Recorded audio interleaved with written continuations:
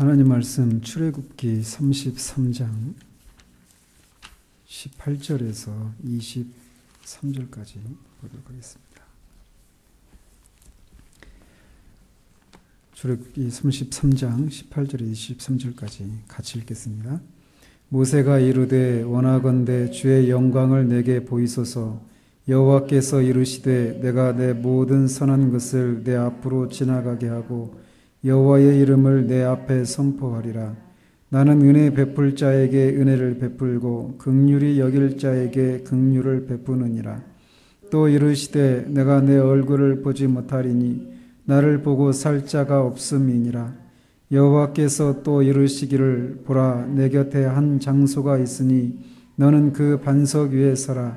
내 영광이 지나갈 때에 내가 너를 반석 틈에 두고 내가 지나도록 내 손으로 너를 덮었다가 손을 거두리니 내가 내 등을 볼 것이요 얼굴은 보지 못하리라.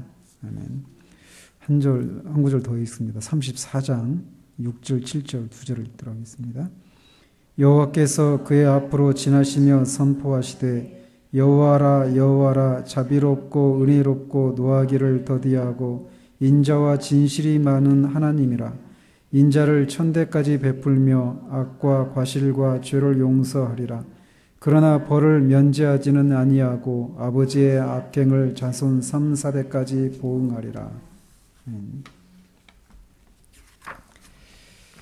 지난주에는 주의 영광을 내게 보이소서라는 모세의 기도를 통해서 부흥이 하나님의 영광이 지나가는 것이다 라고 하는 사실에 대해서 말씀드렸습니다. 하나님의 영광과 능력과 임재를 말씀을 통해서 유추해서 아는 것이 아니라 직접적이고 직관적으로 인식하는 것을 말한다라고 말씀드렸습니다. 모세는 이미 놀라운 경험들과 하나님으로부터 약속을 받았지만 그것에 만족하지 않고 이렇게 하나님의 영광을 알기를 위해서 기도합니다. 이렇게 모세가 주의 영광을 자신에게 보여달라고 하는 간청에 하나님은 오늘 우리가 읽었던 본문처럼 내가 나의 모든 선한 것을 내 앞으로 지나가게 하고 여호와의 이름을 내 앞에 선포하리라. 나는 은혜 베풀 자에게 은혜를 베풀고 긍휼히 여길 자에게 긍휼을 베푸느니라 라고 응답하십니다. 오늘 우리가 살펴보려고 하는 내용이 바로 이것입니다. 내가 나의 모든 선한 것을 지나가게 하겠다라는 겁니다. 하나님의 영광을 내게 보여달라고 하는 이 기도에 하나님은 나의 모든 선한 것을 지나가게 하겠다라고 그렇게 응답을 하십니다. 하나님이 이렇게 말씀하신 것은 하나님의 영광이 주로 하나님의 선하심을 통해서 나타난다라고 하는 것을 우리에게 의미해 주고 있는 것입니다. 즉 하나님의 영광을 경험하게 된다라고 하는 것은 하나님의 성품에 대한 이해를 얻게 되는 것을 의미하는 거예요. 왜냐하면 하나님의 선하심을 지나가게 하겠다, 이 얘기는 결국 하나님이 어떤 분이신지, 하나님이 어떤 성품의 소유자이신지, 그의 인격과 그의 속성이 무엇인지를 나타내 주는 것이기 때문에 그렇습니다. 따라서 여기서 우리는 하나님께서 이렇게 모세에게 나의 모든 선한 것을 너에게 알려주겠다라고 하시는 이 말씀을 통해서 우리에게 가장 필요로 하는 일이 이렇게 하나님의 성품을 아는 지식이라고 하는 것을 우리는 알 수 있습니다. 이것은 반대로 우리가 겪는 모든 영적인 가난함과 고통의 궁극적인 원인은 하나님의 성품을 알지 못하는 것에 기인한다라고도 할 수 있습니다. 만일 우리가 하나님을 제대로 안다면 우리의 삶은 이 땅에 계셨던 우리 주 예수 그리스도가 사셨던 삶을 사는 것으로 나타나게 될 것입니다. 히브리서 기자는 우리 주 예수 그리스도께서 이 땅에 사시는 동안 우리와 똑같이 우리 모든 일에 우리와 같이 시험을 받으셨다라고 말씀하고 있습니다. 우리 주님도 우리가 이 땅에서 겪는 모든 다양한 시험을 다 겪으셨어요. 그럼에도 불구하고 그분은 그 시험을 겪으면서 우리도 똑같은 시험을 겪는데 그 시험을 겪고 있는 우리의 삶 속에서 드러나는 원망이나 감사치 않음이나 자기 연민과 이로 인해서 하나님께 충성하지 못하는 것과는 거리가 먼 삶을 사셨다라는 거예요. 동일한 시험을 받으셨는데도 불구하고 그는 모든 시험과 고난을 이기셨습니다. 그것은 우리 주님이 하나님을 아셨기 때문이에요. 우리 주님은 하나님의 성품을 아셨기 때문에 복음서에 나오는 그런 삶을 사셨던 것입니다. 하나님의 영광을 보여달라라고 하는 이 모세의 간구에 대해서 하나님께서 이렇게 자신의 선하신 성품을 알려주시겠다라고 하시는 것에는 특별한 이유가 있다라고 로이 존스는 말합니다. 즉 모세가 내게 하나님의 영광을, 주의 영광을 보여주십시오라고 요구할 때 그의 마음속에는 어떤 굉장한 장관을 볼 것을 기대하는 것이 있었다라고 로이 존스는 말을 하고 있어요. 그리고 그런 모습은 우리의 죄로 인한 것이라고 그런 말합니다. 하나님의 영광을 우리가 본다면 그건 얼마나 굉장하고 아름다울까라고 하는 그런 마음이 타락의 결과 우리 안에 있다라고 그는 진단하고 있어요. 사탄이 광야에서 우리 주님을 시험했던 것도 결국은 같은 성질의 것이라고 우리는 볼 수 있습니다. 사탄은 우리 주님에게 돌을 떡덩이로 만들어 봐라. 그러면 네가 하나님의 아들이라고 하는 것이 드러나지 않겠느냐. 네가 정말 하나님의 아들이라면 높은 데서 떨어졌는데 천사가 극적으로 네 발이 돌에 부딪히지 않도록 해준다면 그것을 바라보는 사람들이 다 너에게 열광하고 네가 하나님의 아들이라고 하는 것이 드러나지 않겠느냐라고 시험을 했습니다. 그런 것처럼 우리들에게는 어떤 비상하고 어떤 장관을 이루는 어떤 것들, 어떤 눈에 보이는 환상, 어떤 꿈, 어떤 특이하고 비상한 일들을 경험하고 그것들을 믿으려고 하는 그런 경향성이 있어요. 로이 존스는 모세도 주의 영광을 내게 보이소서라고 하는 기도에 그런 동기를 가지고 있었을 것이라고 말을 하고 있습니다.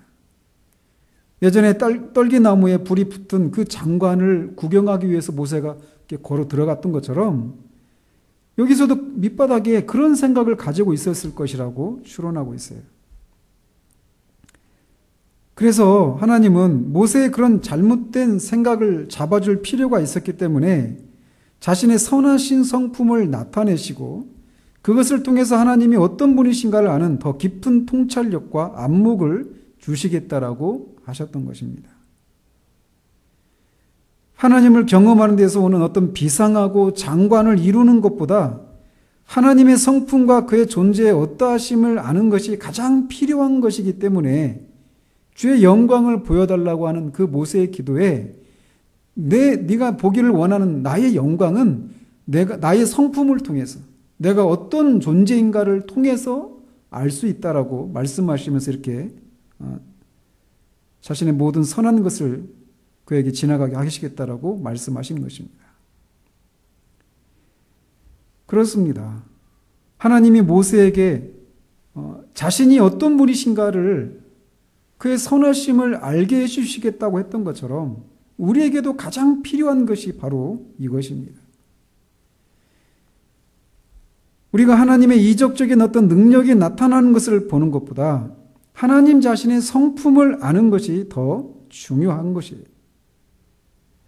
하나님께서는 필요한 경우에 그분의 능력을 행사하시곤 하십니다. 성경 속에서만 뿐만 아니라 지금 이 21세기 이 대한민국 이 사회 안에서도 우리의 개인적인 삶 속에서도 하나님은 필요한 경우에 그분의 능력을 행사하십니다. 그런데 문제는 우리가 늘 이것을 요구한다라는 거예요. 병을 고치고 귀신을 쫓아내고 예언을 하는 것과 같은 이런 비상하고 어떤 장관을 이루는 어떤 이런 것들에만 관심을 가진다라는 것입니다. 하나님께서 필요한 경우에 이런 것들을 행하실 수 있었지만 이것은 그분의 비상한 행하심이라는 거죠. 따라서 우리는 비상한 것에 대한 관심보다 그분 자신을 아는 것에 우리의 마음을 두어야 합니다. 그리고 우리는 하나님의 선하심 속에서 이것을 알 수 있습니다. 그래서 하나님은 주의 영광을 보여달라고 하는 모세의 기도에 내가 나의 모든 선한 것을 지나가게 하겠다라고 대답하셨던 것입니다. 하나님은 이미 우리가 출애굽기를 살피면서도 그랬지만 하나님은 모세에게 이미 여러 차례 하나님의 능력과 임재와 그런 어떤 만나나 메추라기 물을 제공하시고 한 이런 어떤 여러 가지 필요한 것들을 공급하시는 것을 통해서 하나님 자신의 선하심을 드러내셨습니다. 즉 모세는 하나님의 선하심을 이미 여러 차례 맛보아 알았어요. 그런데 여기서 하나님은 나의 모든 선한 것을 지나가게 하시겠다라고 약속하고 계십니다. 이미 하나님의 선하심을 맛본 모세에게 나의 모든 선한 것을 지나가게 하겠다라고 말씀하셔요. 그러니까 강조점이 여기에 모든 여기 있다라는 것입니다. 즉 하나님 이 말씀을 통해서 네가 이미 경험한 나의 선함에 더해서 더 깊은 통찰력과 안목을 주겠다. 나는 네가 전에 체험하지 못했던 방식으로 나의 모든 선한 것을 내 앞으로 지나가게 할 것이다 라고 약속하고 계신 거예요. 이것이 바로 부흥을 통해서 교회에 찾아오는 가장 큰 복입니다. 즉 우리를 향하신 하나님의 선하심을 더 깊게 아는 것, 이게 부흥을 통해서 교회가 입게 되는 큰 복이라는 것입니다. 그렇다면 하나님은 자신의 모든 선하심을 어떻게 알려주십니까? 그것은 여호와의 이름을 네 앞에 선포하리라 라고 하는 말씀에 들어 있습니다. 즉 여호와의 이름을 모세에게 선포하시는 것을 통해서 자신의 모든 선하심을 알게 하시겠다라고 말씀하시는 거예요.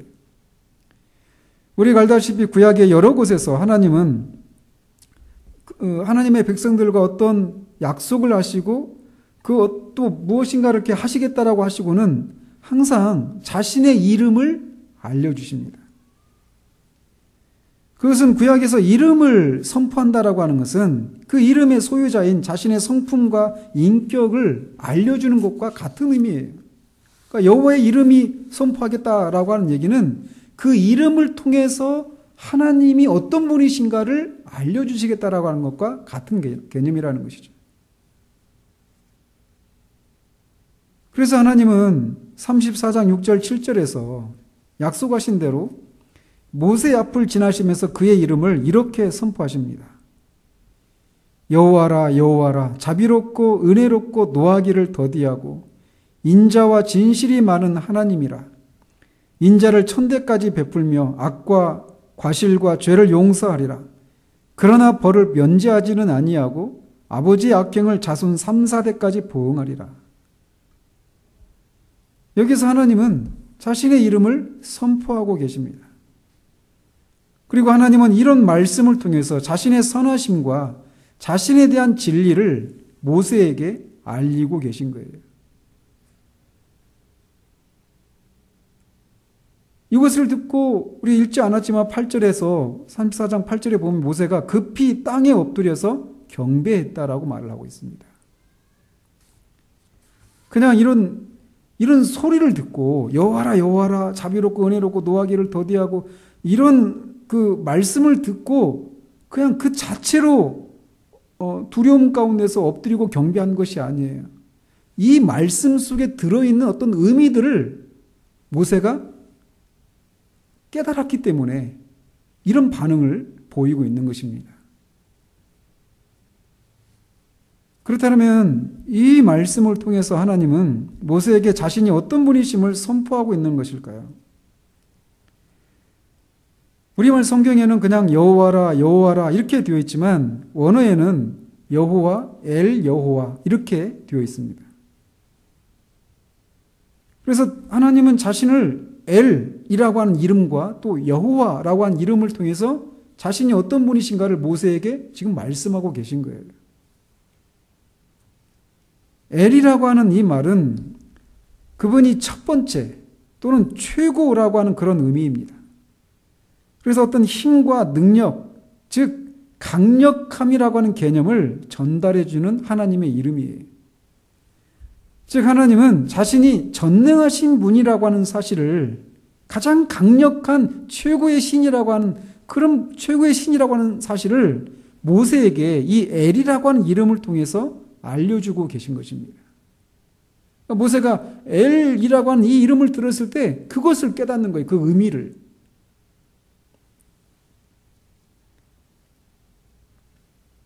또 여호와라고 하는 이름을 통해서 자신을 알려주고 계십니다. 하나님의 이름은 구약에 엘로힘, 엘yon, 샤다이, 아도나이 이런 여러 가지 이름으로 자신을 계시해 주셨는데 여기서는 엘과 여호와라고 하는 이 두 이름으로 모세에게 알려주고 계셔요. 그런데 하나님의 이 여러 이름 중에 가장 중요하고 의미가 있는 이름이 있다라면 여호와입니다. 만약 우리가 하나님을 여호와라고 하는 이름대로 안다면, 이름이 의미하는 그것을 그것대로 안다면 우리 개인의 삶이나 교회의 삶이 완전히 달라질 것이라고 로이 존스는 말합니다. 개인적으로나 교회적으로 직면한 여러 가지 난제들 앞에서 우리가 염려하고 두려워하는 모든 이유는 하나님을 이 이름대로 알지 못하기 때문이라고 그는 말합니다. 그렇다면 이 여호와라고 하는 이름은 무엇을 의미하기 때문에 이런 말을 할까요? 여호와라고 하는 이 말은 출애굽기 3장에 있는 것처럼 나는 스스로 있는 자니라 라고 하는 그런 의미입니다. 또는 나는 스스로 존재하는 자니라 라고도 번역할 수 있습니다. 그러니까 영어로 하면 조금 더 의미가 좀 분명하게 나오는데 영어가 더 어려울 수도 있겠네요. 영어로 하면 이래요. I am that I am 이런 말이에요. 나는 스스로 있는 자니라 이 말이. 그러니까 나는 I am, 나는 있다. I am that I am. 나는 나이, 그러니까 여기서는 현재의 의미가 있어요. 근데 나는 스스로 존재하는 자니라 라고 할 때 I shall be what I shall be. 이렇게 영어로 이렇게 번역할 수 있습니다. 이게 뭐냐면, 그냥 현재, 그냥 나는 스스로 현재 스스로 있는 존재다. 이런 의미보다도 앞으로도 계속해서 그런 상태로 있는 존재다라고 하는 그런 의미가 같이 들어있어요.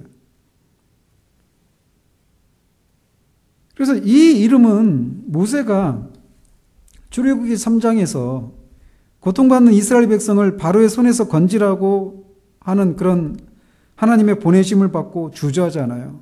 그러면서 모세가 난 말도 잘 못하고 하면서 막 여러 가지 핑계를 대죠. 그러면서 이제 하나님께 묻기를 만약에 내가 그렇게 갔는데 누가 너를 우리에게 그런 일을 하라고 보냈느냐 이렇게 물으면 뭐라고 해야 되느냐 이렇게 하나님께 여쭈자 하나님이 그렇게 말씀하시죠. 스스로 있는 자가 보냈다라고 말하라고 말이죠.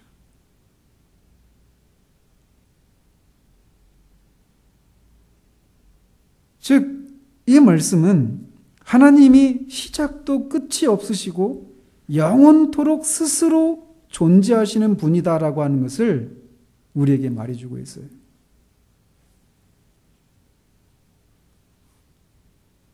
하나님은 스스로 계시는 분이십니다. 아무런 부족함이 없으시고 스스로 만족하시고 누구에 의해서 존재하시는 분이 아니라 스스로 계시고 모든 존재하는 것들을 존재하게 하시는 그런 모든 존재의 근원이 되시는 분이십니다.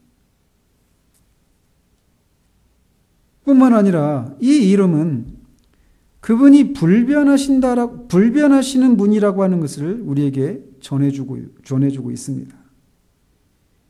영원토록 스스로 존재하시되 그 영혼 속에서 변함이 없으시다라고 하는 것을 우리에게 말해주고 있어요. 야고보 사도가 그는 변함도 없으시고 회전하는 그림자도 없으시다라고 말하는 것이 바로 이것입니다.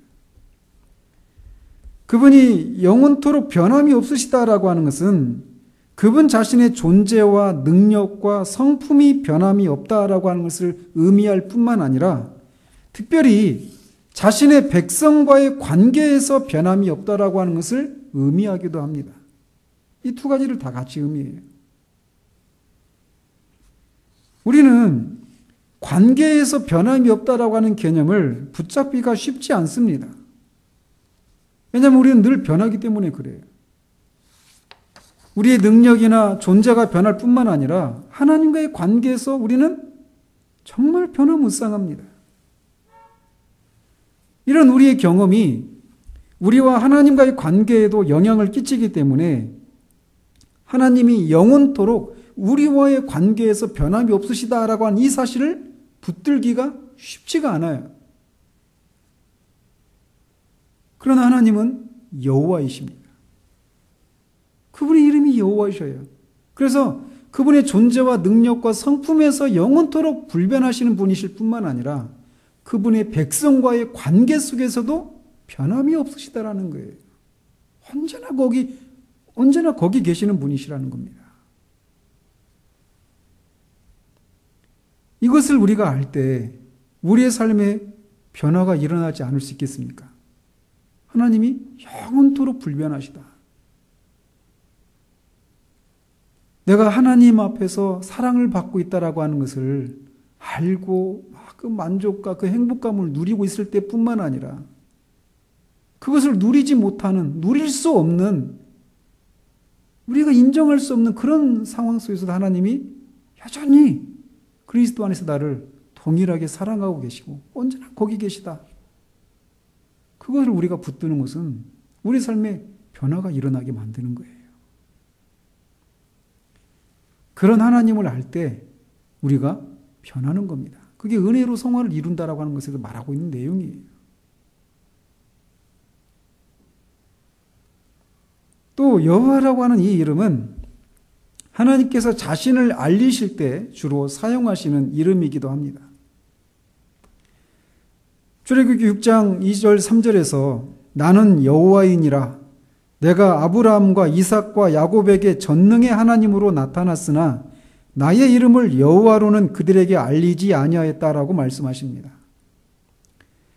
아브라함과 이삭과 야곱에게 하나님이 전능의 하나님으로 나타났지만 여호와라고 하는 이름으로는 알리지 않았다 이렇게 말씀하시는데 그 족장들에게 하나님이 여호와라고 하는 이름 그 자체를 알려주시지 않았다라고 하는 것을 의미하는 게 아닙니다. 여호와라고 하는 이름을 그들에게도 알려주셨어요. 그러나 이 말씀이 의미하는 것은 그 이름이 담고 있는 개념과 의미를 그 이름에 부여하지 않았다라고 하는 그런 의미입니다.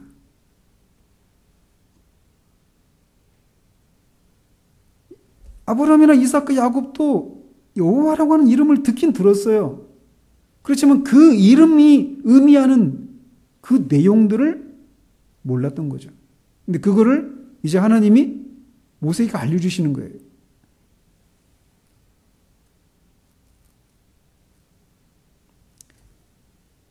우리가 하나님을 경험한다, 하나님을 만난다, 안다라고 할 때 이런 개념이에요. 그 하나님의 속성에 대해서 우리가 그 성경을 통해서 배우잖아요. 근데 그 의미를 아는 거예요. 이전에도 익히 여호와라고 하는 이름을 많이 들어왔어요. 근데 그 이름이 담고 있는 그 개념, 그 의미를 실제적으로 알게 될 때 그 이름을 아는 겁니다. 그리고 그것을 통해서 하나님을 아는 거예요. 하나님 성품에 대해서도 마찬가지죠.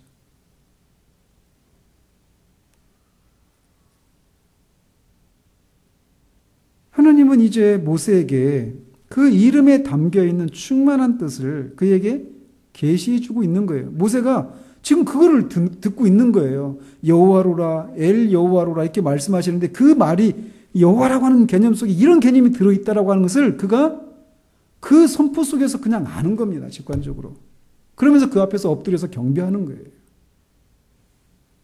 이름을 그냥 어떤 정보로서 그냥 아는 게 아니라 그 이름이 담고 있는 그 충만한 의미를 알게 되는 것이죠.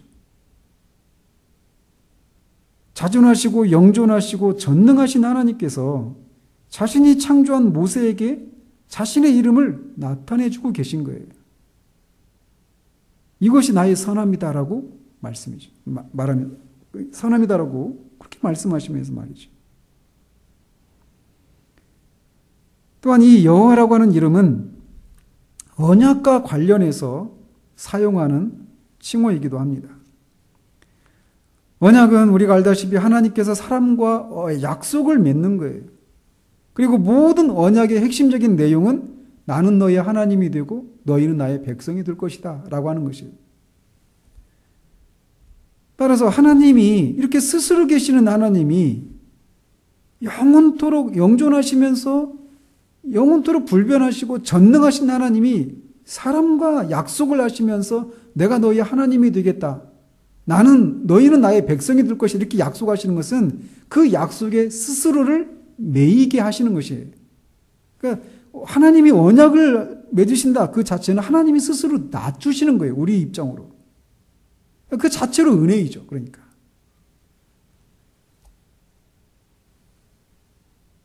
근데 그렇게 노아든 아브라함이든 모세든 다윗이든 그런 그 사람들과 언약을 맺으실 때마다 여호와라고 하는 이름을 통해서 그 언약을 맺으시고 그 언약의 확실함을 또 그 언약을 하나님이 지키시겠다라고 하는 그 일종의 맹세를 하시는 거예요. 그 이름을 통해서.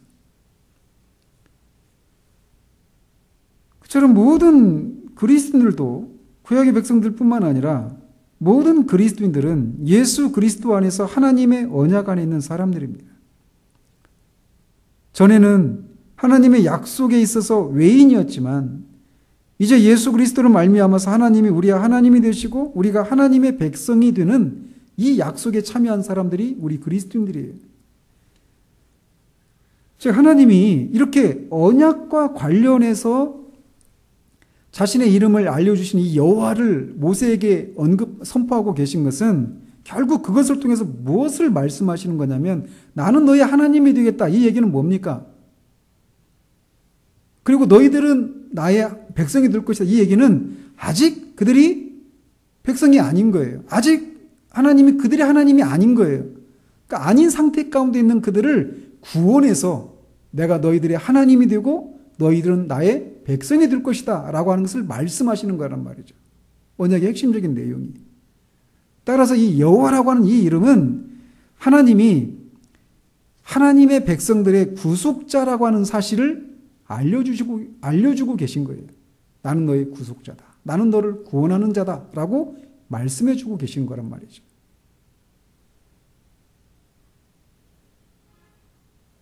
그러면서 이렇게 하나님은 자신이 우리의 구속자가 되시는 분이시라고 하는 것을 말씀하시면서 덧붙여서 그런 우리의 구속자가 되시는 하나님이 어떤 분이신가를 말씀하고 계십니다.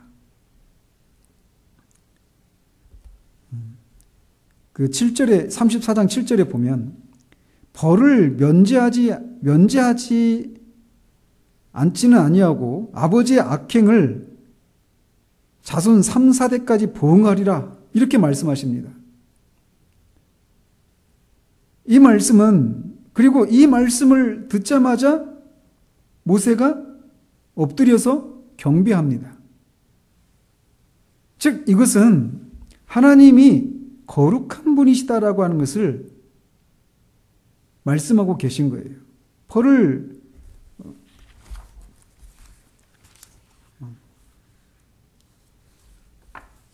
벌을 면제하지는 아니하고 아버지의 악행을 자손 3, 4대까지 보응하리라. 이 말씀을 통해서 하나님이 거룩하신 분이시다라고 하는 것을 드러내고 계신 거라는 거죠.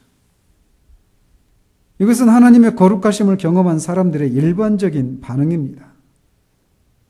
누차 말씀드렸지만 이사야 선지자를 포함한 모든 하나님의 사람들이 하나님의 거룩하심을 경험할 때 이런 반응을 보입니다. 그리고 그렇게 하나님의 거룩하심 앞에서 자신이 전적으로 무가치한 죄인이라고 하는 사실을 깊이 자각하게 되어요. 부흥회 때에도 하나님의 거룩하심을 경험한 사람들도 이런 반응을 보입니다. 하나님의 거룩하심 앞에서 자신이 얼마나 무가치한 죄인인가를 더 깊이 인식하게 되는 일이 일어나요. 그래서 이미 그들이 그리스도인임에도 불구하고 이전에 전혀 경험하지 못한 방식으로 자신의 죄인됨을 깊이 자각하게 돼요. 그래서 그런 나머지 자신이 전에는 그리스도인이 아니었던 것처럼 느끼기까지도 합니다. 그러나 그것은 잘못된 거예요. 이미 그리스도인이었음에도 불구하고 하나님의 거룩하심을 깊이 인식할 때 그들은 새롭게 자신의 죄인됨을 새롭게 느끼게 된다는 거죠. 그런 나머지 내가 이전에는 그리스도인이 아니었나 봐 라고 하는 생각까지 하게 된다는 거예요. 이렇게 하나님은 먼저 자신이 거룩하신 분이시라고 하는 것을 드러내셔요. 그리고 그 거룩하신 하나님이 죄를 미워하시고 심판하시는 분이시다라고 하는 것을 또 드러내고 계십니다. 우리가 알다시피 33장에서 18절에서 하나님이 모세에게 자신의 모든 선한 것을 보여주시겠다라고 말씀하셨어요. 그리고 그 결과 34장 6절 7절에 있는 것처럼 여호와의 이름을 선포하는 것을 통해서 자신의 모든 선한 것을 지나가게 하시겠다라고 하셨는데 그 선하신 하나님이 거룩하신 분이시고 죄를 미워하시고 심판하시는 분으로 자신을 소개하고 계시다라는 거예요.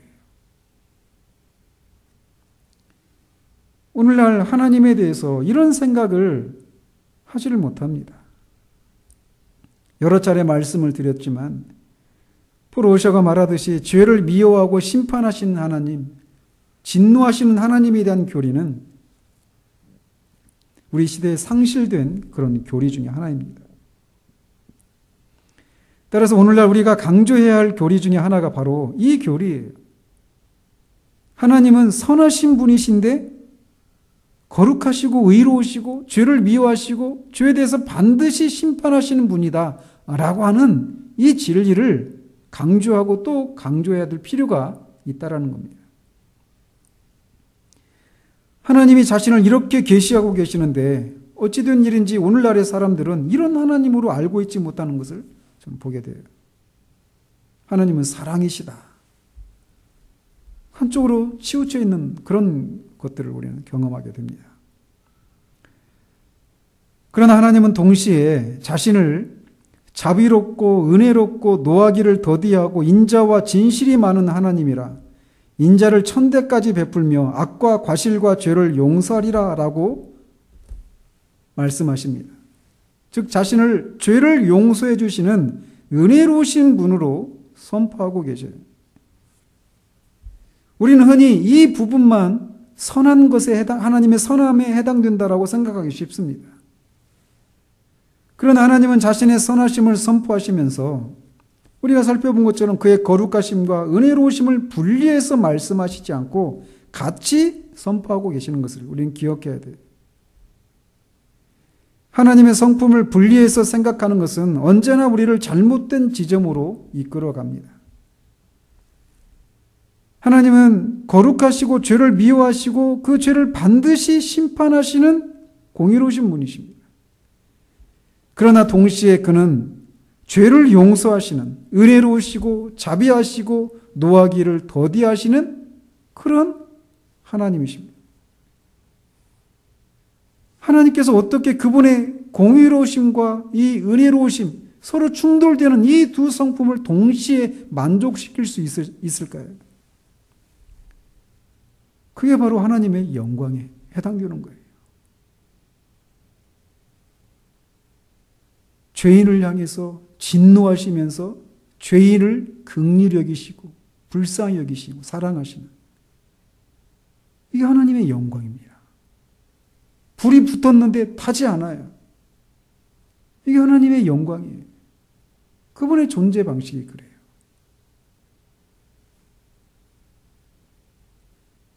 하나님의 거룩하심과 공의로우심과 하나님의 사랑 이것이 같이 만난 현장이 바로 그리스도의 십자가가 아니겠어요?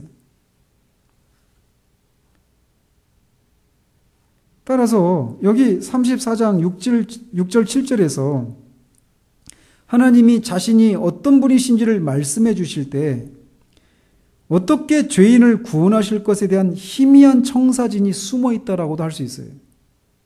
어떻게 하나님이 동시에 거룩하시면서 동시에 은혜로울 수 있는가?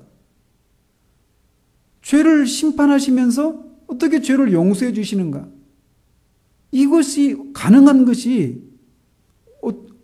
이런 분이라고 하는 것을 하나님이 선포하고 계셔요. 그 말씀 속에 말씀드린 것처럼 우리는 죄인을 구원하시는 하나님의 구속 계획을 볼 수가 있어요. 하나님이 구속자라고 말씀드렸잖아요. 여호와예요, 그분은. 구원자란 말이죠.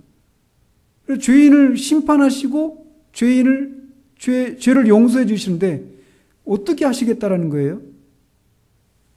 여기에는 명시적으로 나와 있지 않지만 그리스도를, 그분의 품에 있는 독생자를 이 땅에 보내셔서 그분에게 우리의 죄를 전가시켜 주셔서 그분이 우리가 져야 될 죄의 형벌을 다 받게 하시는 것을 통해서 우리의 죄를 사해 주시는 일을 하시겠다라고 하는 이런 선언이 이 속에 희미하게 녹아 있는 것입니다.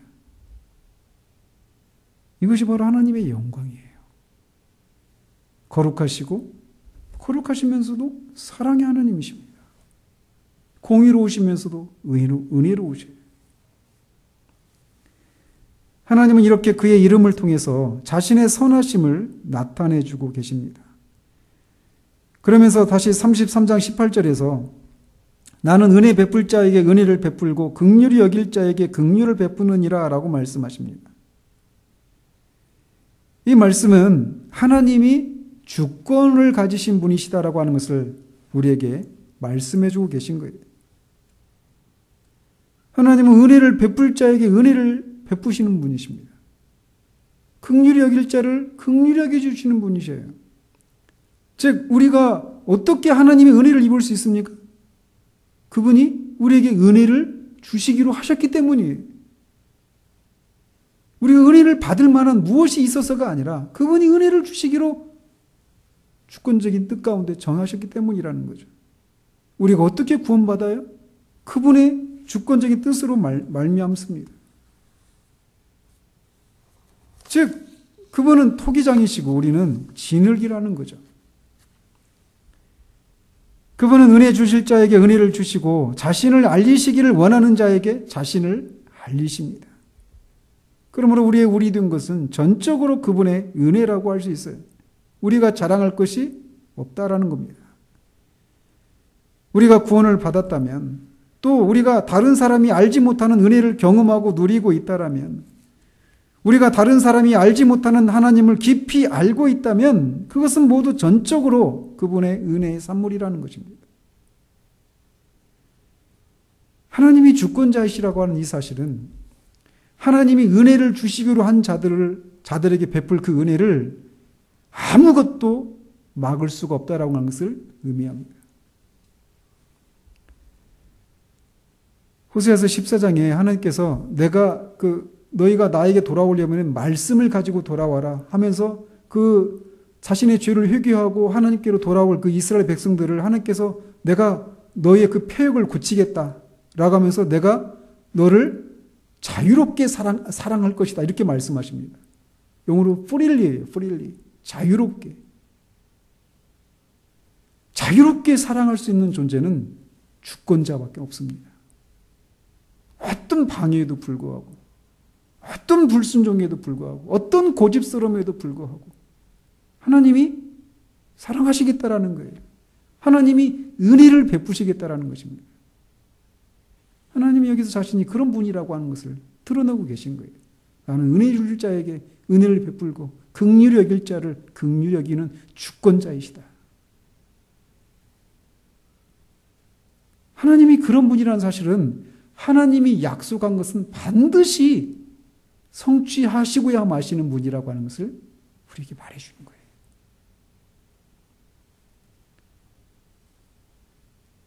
부흥에 있어서도 마찬가지입니다. 하나님은 부흥에 있어서도 전적으로 주권자이십니다. 언제 부흥을 주실지, 또 부흥을 언제 거두어 가실지, 누구를 통해서 어느 지역에서 부흥을 허락하실지 전적으로 하나님의 주권에 해당이 됩니다. 따라서 부흥이 오기 위해서 찰스 피니가 말하는 것처럼 이런저런 어떤 조건들을 갖추면 부흥이 온다 이런 것은 성경적인 것이 아니에요. 비록 찰스 피니가 하나님을 경험하고 개인적으로 부흥을 경험한 분임에도 불구하고 그런 견해는 성경적이지 않습니다.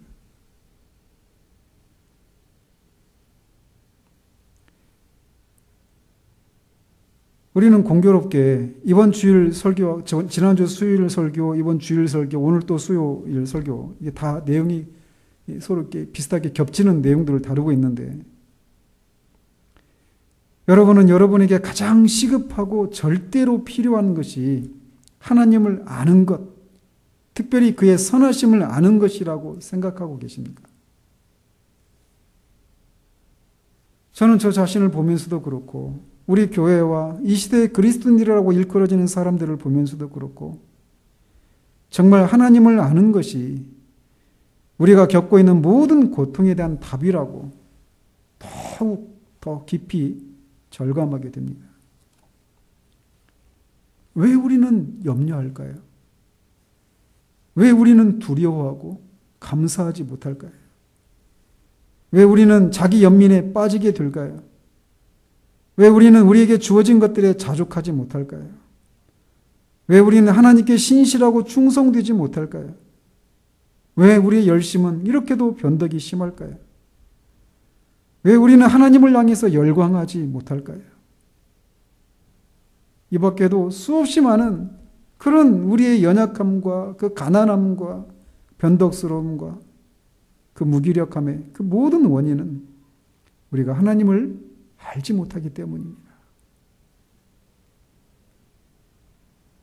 그러면 우리는 모세에게 하나님께서 나의 모든 선한 것을 지나가게 하겠다. 내가 어떤 분인지, 어떤 존재인지를 알려주겠다고 하셨던 것처럼 그것을 우리에게도 허락해 주시기를 우리는 구해야 됩니다. 하나님을 우리에게 알려주십시오. 하나님의 모든 선한 것을 우리에게 알려주십시오. 그것이 우리 개인을, 우리 교회를 변화시킬 겁니다. 그런 은혜들이 우리들 가운데 있기를 주님 이름으로 축원드립니다.